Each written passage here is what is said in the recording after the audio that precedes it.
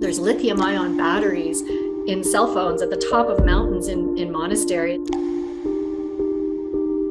And the way I made that decision was by using data. And this is why, because we use data to help us make the decision.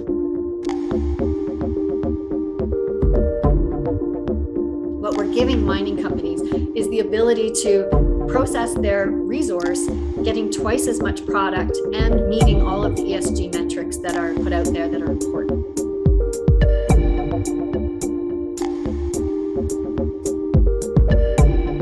That I could leave that legacy with my kids and feel proud of something that I did for the planet.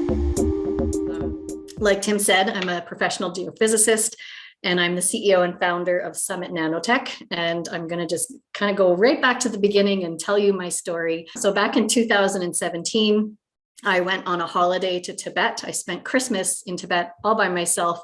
My ex-husband took our kids to Hawaii. So I was kind of like, well, what am I going to do with myself? So I just booked myself a trip and off I went to Tibet. And it was an amazing trip, just hiking and visiting monasteries.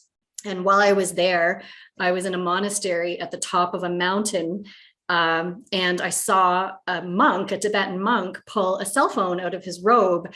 And in fact, every monk in this picture had a cell phone tucked in their robe somewhere.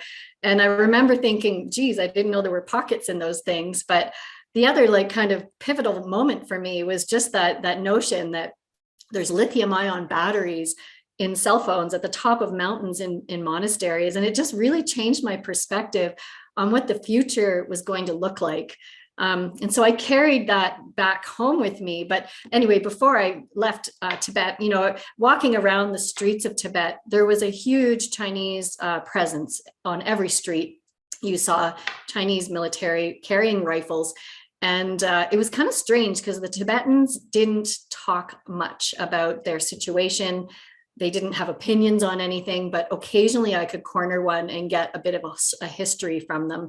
And essentially, they explained to me that from the 1950s on, the Chinese the country of China had been like invaded and were exploiting natural resources from Tibet because they were trying to keep up with the industrialization that the US was bringing to the world. And so in order for them to compete, they needed to go out into various countries around Tibet and be able to tap into those resource plays.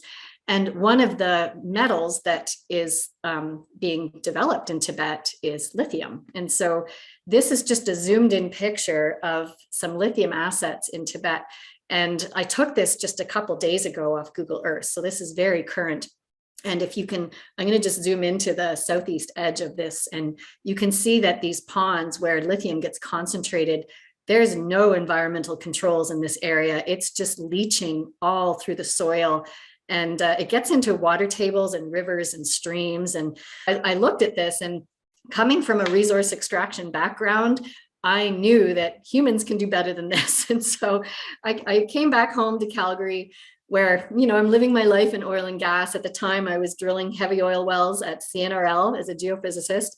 And I kind of had an existential crisis. And I thought to myself, what do I want to do with my life? And all the knowledge that I've acquired over 15 years of mining and oil and gas development in Canada. And I looked at the importance of lithium. And so lithium is not only important for electromobility, like feeding into the lithium ion batteries of electric vehicles. It's also a major part of renewable energy storage, which is a huge growing sector right now. It's the lightest, most energy dense element in the world. And so in terms of its replaceability in batteries, it's going to be pretty hard to find anything that does as good a job as lithium to carry an electric charge. Plus, it's trusted, it's embedded in our global infrastructure, and it's safe. And so anything new is going to take a long time to become trusted and safe. And on top of all that, it's a national security metal in the United States and in Canada because it's in our military's weapons. And so because of all this, and then Simon Morse from Benchmark Minerals basically sat down in front of the US Senate and said, there's a global lithium ion economy being created and the US is being left behind. And so is Canada.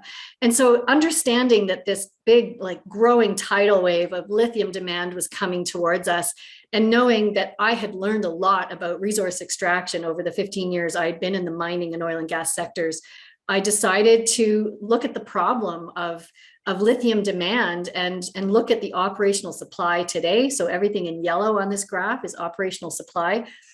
Anything in blue hasn't come online yet. So it's in construction, or it's unfinanced, or it's possible recycling sources of lithium. So we've already reached that point where demand is bifurcating away from supply. And you see this giant spike in lithium prices. Like, I should have put a graph on there, but it is the ultimate hockey stick. And prices have gone up from, like, a couple of years ago, they were down as low as $6,000 a ton for lithium carbonate. And today we're seeing spot prices of over $50,000 a ton. So it is just growing astronomical, the demand. And so this is the problem that I was looking at and thinking to myself, how can I, as a steward of the earth and as a geophysicist who's trained in resource extraction, how can I get involved in this and help make a difference in this space? And I have 3 daughters. And so I wanted to leave a legacy behind with my 3 daughters on, they didn't care how many oil wells their mom drilled, but I did want to leave a legacy of something important. And being involved in the energy transition felt like an important enough thing to me that I could leave that legacy with my kids and feel proud of something that I did for the planet. And so I started my own company. This was back in 2018. And I'm the CEO and founder and the original inventor of the technology. However, as I'll tell my story, you'll see that I hired people way smarter than me to fix the technology because it didn't work the first time we tried it. So because I have biology roots as well as geophysics roots, I modeled the original process after the human kidney. And what I loved about the human kidney was that it can filter and concentrate ionic solutions, and it does it under low pressure and low temperature with relatively large flow rates for such a small organ. And so in particular, I zoomed into like the loop of Henle, which is this really cool loop that uses osmotically assisted reverse osmosis to push ions across membrane boundary barriers and do that concentration process really naturally and organically. And so I was looking at the way the kidney works, but I also wanted to honor the intelligence of the evaporation pond system, because these evaporation ponds have been around for 30 years and they work. And so there's something about that we need to really understand and be able to work with in order to make sure that the new technology we develop can be adopted in a way that's not that it like changes the current systems, but not in a way that disrupts them in a sense that's disrespectful to the intelligence that went into creating them in the first place. And so that's where I started. We worked for about a year in the national lab making our own membranes. And so here's a picture of that process where, we were working with electric currents, we were working on fouling studies. And we ended up, the challenge with working with membranes is getting uniform crystal distribution. That's really hard. They have to be flexible. And so we had to add polymers to them to give them some flexibility. They had to be acid resistant, so be able to work in low pH and high pH scenarios, plus be able to be really stable with high ranges of temperatures and pressures, low fouling, and enhanced by electricity. So we are enhancing the flow of ions across this membrane using electricity. And at the end of a year-long process doing this, we decided this doesn't work. And so we put it on the back burner. We learned a lot in this process. But what we found was that as we were trying to push saltwater brines through the membrane, we were getting concentration polarization built up along the membrane surface. And so it was completely blocking ions from going through the membrane, no matter how hard we tried. So it really worked well at the lab scale. We were getting like 97% of the lithium was going through the membrane, and we were rejecting large amounts of the impurities. But the minute we tried to scale it, this concentration polarization just got in our way. So we didn't do this. It was one of those things where we were like, well, we tried it and it failed, so let's move on. So then we started looking at sorbents. And this is where the rubber hits the road with lithium extraction. And so what we were looking for was a robust, inexpensive sorbent that was stable over long periods of time. And we also needed something that could handle large ranges of brine composition from 70 parts per million, which is like a really poor oil field brine, all the way up to 8,000 parts per million, which is what you see coming out of salars in Chile or Argentina. And so we wanted our sorbent to be able to handle large ranges of brine. And we wanted it to be able to perform well in high temperatures, because sometimes the brine coming out of the ground is hot. And so we didn't want to have to cool the brine in order to use our sorbent.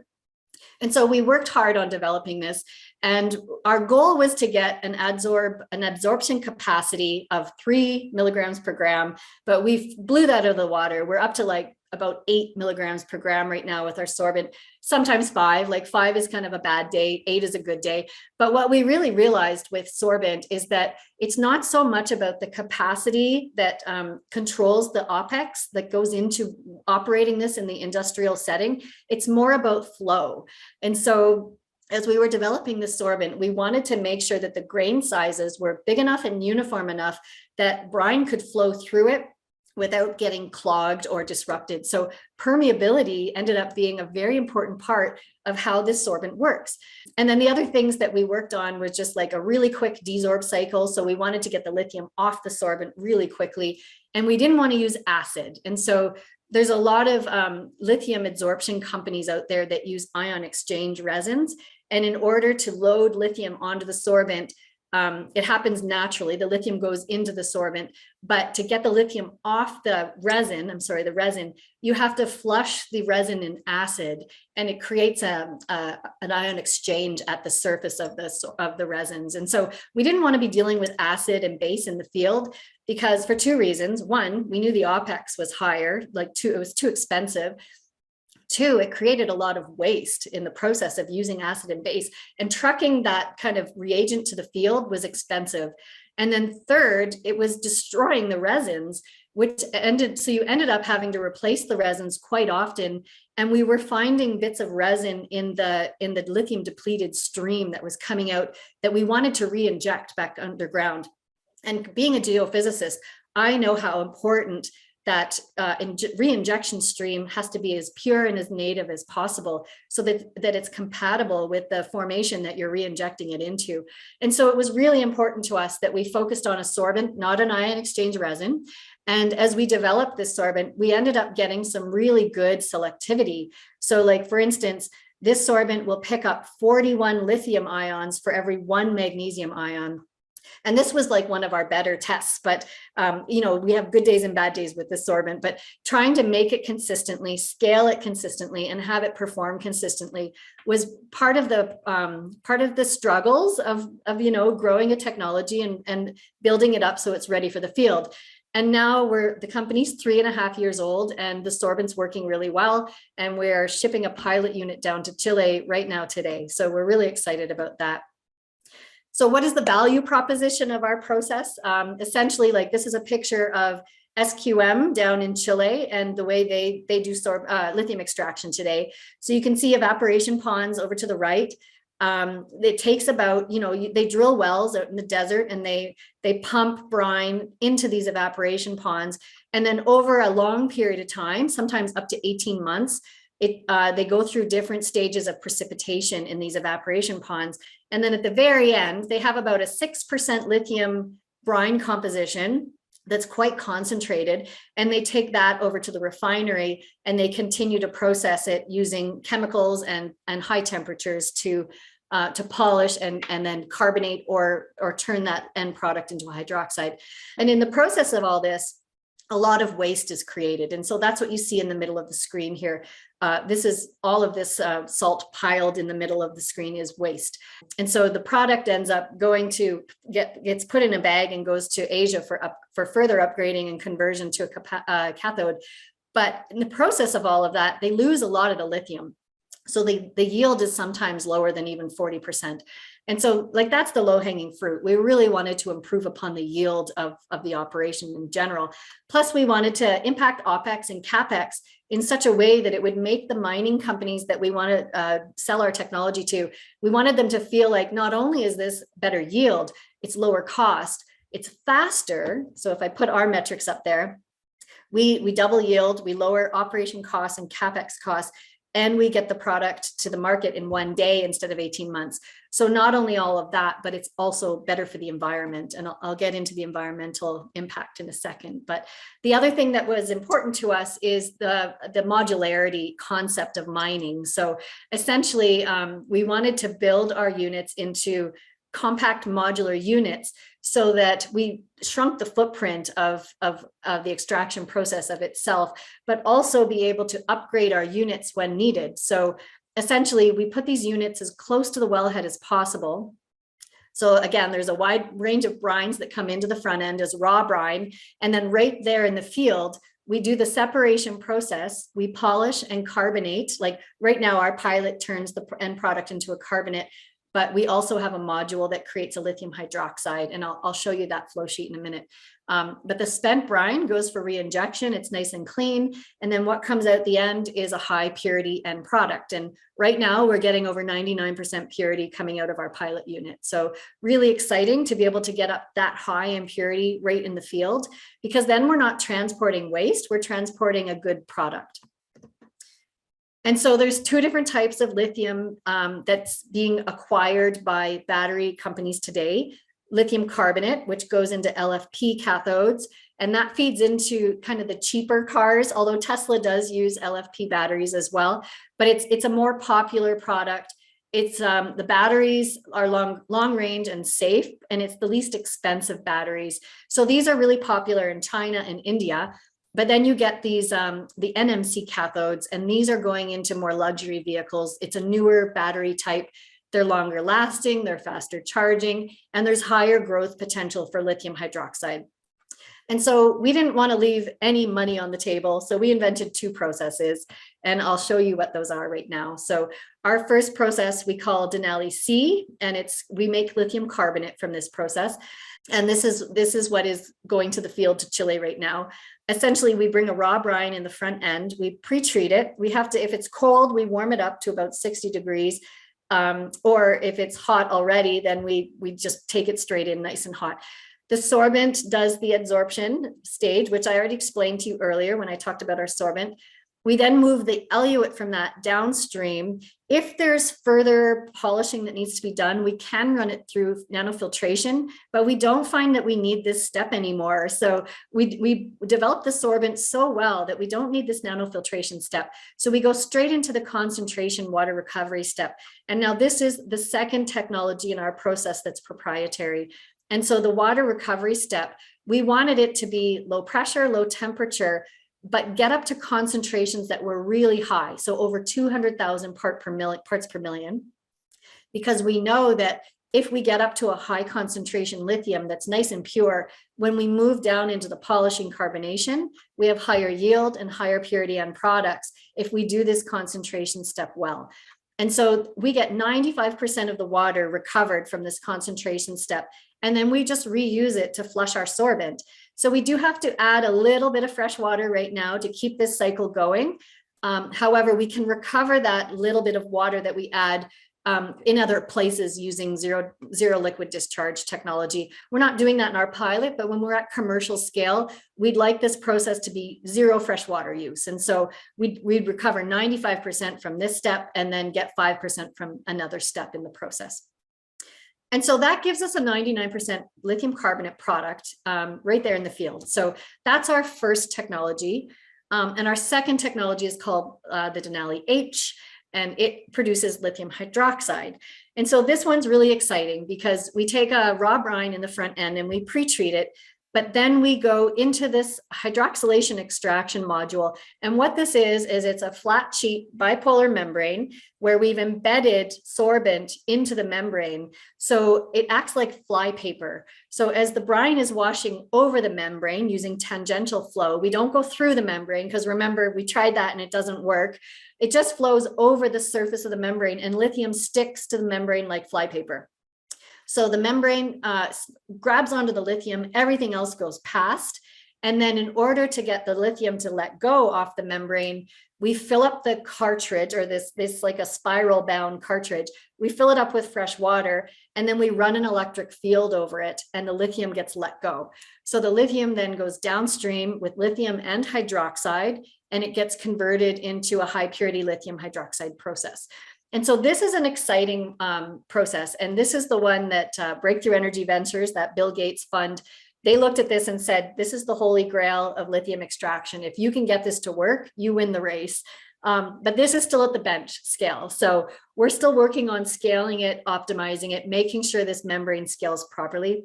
But we've partnered with a membrane company that has been making membranes for 30 years, and they're really good at making these bipolar membranes. So by partnering with them, we get the benefit of all of their experience making membranes on top of our ability to really make those selective nanomaterials and get them embedded into the membrane. So we're really excited about this one, but it's about a year behind our lithium carbonate process.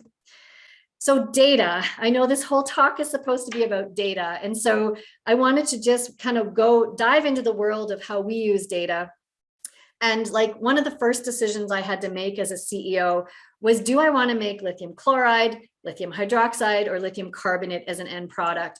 And the way I made that decision was by using data. And I worked with a company in Calgary here called Decision Frameworks, and they have software that uses Bayesian probabilistic modeling in order to help you make decisions, essentially. And so we basically took this software program and dumped as much data as we could into it. And so it was data about the unit economics of our end product, the CapEx and OpEx of our ability to use our process and create the end product. And we put ranges of probability from P10, P50, P90. We loaded all this information into the software, and then we let it tell us what we should do under certain scenarios. So we started building these tornado plots that rank risk. And so the number one risk that we saw when we loaded all the data into this decision software was lithium concentration. And so from this, we were able to see that if we had a lithium concentration less than 200 parts per million, we would make no money. So this net present value graph across the top here, or bar across the top, shows the number 0. So anything less than 200, and we make no money as a company. And so because of this, we went in search of customers that had brine concentrations that were anywhere from 700 up to 1500 parts per million. The higher the concentration, the better our ability to have a strong NPV. So this was useful for us to basically look at a lot of the oil and gas plays that are like in Alberta, for instance, that are around the 70 to 100 parts per million range, and just go, no, thank you, we're not interested. And so we did go and hunt of these really good lithium deposits. And mostly they're in South America. So that was our target, to go down to South America. But you do see the odd one in Europe or even the United States or Mexico, where you can see higher concentrations of lithium. But this was a really good qualifier for us. The second biggest threat was lithium price. And so I'll get into that in a second. So basically, once we decided that we would stick with a customer who had a lithium concentration about 700 parts per million, we set that as a given. So we set it as a static entry point of our data. And then we started looking at lithium price and how it impacts the end product. And so because we knew that the price of lithium was super volatile, we needed to find a product, an end product that could survive in a low lithium price environment.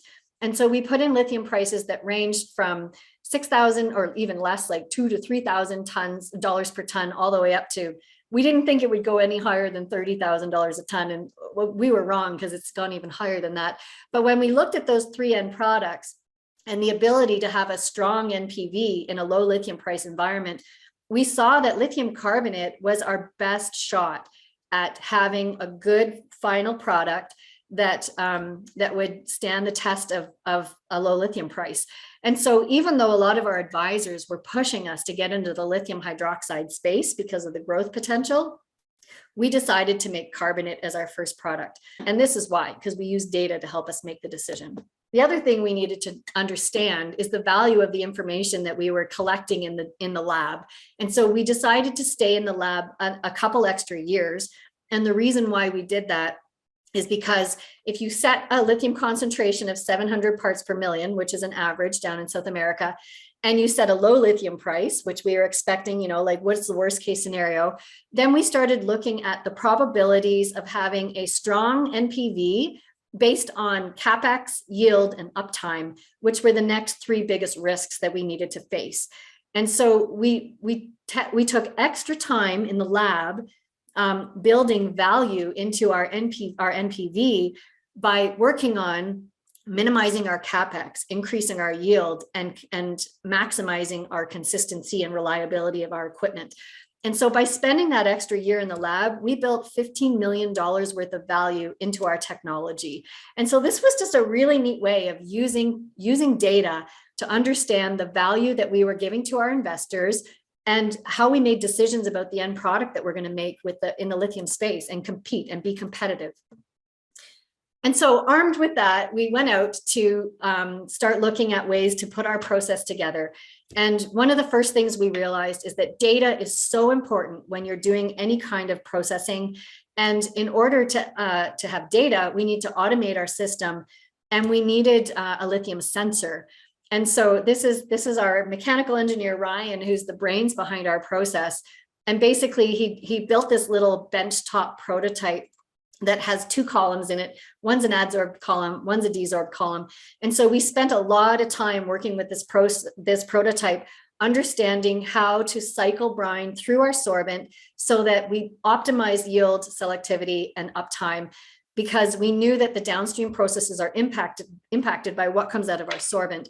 And one of the other things we realized is that we needed real-time measurements of lithium concentration and all the other impurities as fast as we could, because taking samples and walking to an ICP machine that measures brine composition takes a long time. And in our case, we didn't have an ICP machine. So we would have to take it to a lab down the street and wait 2 or 3 days to get results before we knew what was going on at different stages of our process.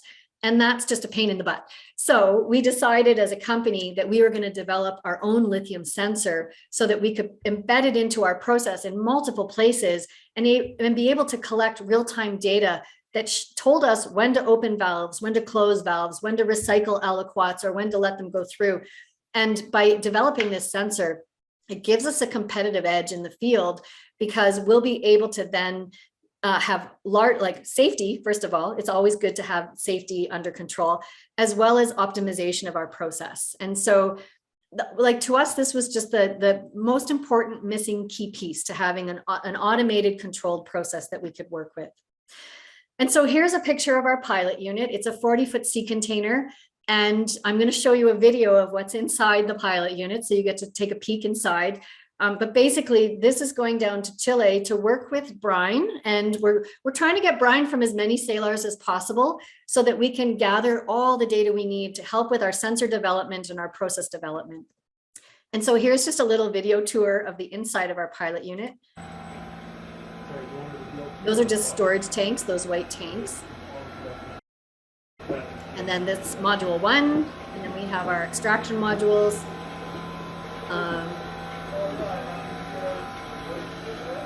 More tanks, more modules. It's not exactly a continuous process. It's kind of batch and continuous. And the whole thing is controlled by a master control system. And I had to jump over our water recovery process there because it's proprietary and we're not allowed to show anyone what it looks like. And there's one of our engineers, Maddie. And so that's the inside of our unit. We're really excited to be down in Chile operating this. And here's product being made. So you can see this little water stream coming out here. This is spilling out the back end of our unit. and we're just making this beautiful, pure 99% lithium carbonate. It just pours out and we vacuum filter it and turn it into a solid. So the data points that we need to collect, I listed them here. So we need to have a really good handle on flow rates, pH, temperature, pressure, ion composition, grain size, moisture content, the energy we're consuming, the water we're consuming, the greenhouse gases we're emitting, and the waste we produce. So these are all data points that we want to optimize so that when we are using our process in the field, we have the most sustainable and most efficient process, making the best product possible. So those are our goals. And then, so our ESG impacts, this is what, like I would say we're aiming for this as we commercialize the system, because we have to take it from pilot scale up to commercial scale. And as we do that, we want to maintain our ability to reduce land use area by 26 times, use no fresh water. We create 90% less waste, because all of that powder product that you saw in the middle of the screen, that all goes back underground in re-injection. So we eliminate all that waste. And because everything we do is low pressure, low temperature, we cut greenhouse gas emissions by half. And so what we're able to do is help mines expand into new, develop new parts of their salars using new technology, and we're future-proofing their operations, because as ESG metrics become more and more important to governments, what we're giving mining companies is the ability to process their resource, getting twice as much product and meeting all of the ESG metrics that are put out there that are important. So we've won a lot of awards for this technology, the most important being Solar Impulse, which is a sustainability award. And that took a year-long life cycle analysis to get that award. So that was really exciting. And of course, the Women in Clean Tech came with $1 million. So that was a nice one to win too. And then for future markets, like our lithium hydroxide process, which is the one that's still at the bench scale, we realized throughout the process of using it that it's a really good process to take battery leachates, lithium ion battery leachates, and put it in the front end as feedstock. And what we can do is we can use that hydro process loop, recover the lithium and feed it back into cathode production. So this is a future market for us. Like, our goal is to extract sustainably for as long as we need to fill up the circular economy, so that someday we can stop extracting and then convert all of our modular technology into the recycling space. But that'll be, decades away. But for now, it's like we're still working on the technology to work with the battery recycling space. And where we're at with capital, like, we have a lot of investment interest in our technology. And so essentially, I bootstrapped the company from day one. I sold my house and told my kids they had to get student loans. And I started Summit Nanotech, and we raised about $3.5 million in government grants. And then I closed a seed round that was 1.5 million Canadian. And just in December, I closed a Series A that was $14 million US. And that gave us enough money to build not only the pilot unit and take it to the field and operate it, but also construct a demonstration unit. And our goal is to put that demo unit on a customer's site and custom design it for their specific brine. So that's our goal with our demonstration unit, and the Series A money will pay for that. So it's a pretty good, it's a good way for us to be able to prove our technology without having the customer have to put risk their capital to build something that they don't know if it's going to work. So, and then we're going to raise a Series B at the end of this year, and that's going to be at least 100 million round. And that is to get us to commercial scale and get at least 6 commercial units operating in the field. And then someday we hope to sell the company and exit for at least 20 times ROI. That's my goal. And if we can do that, then and make an impact in the mining space, then I'd be a pretty happy person. So that's the end of my presentation.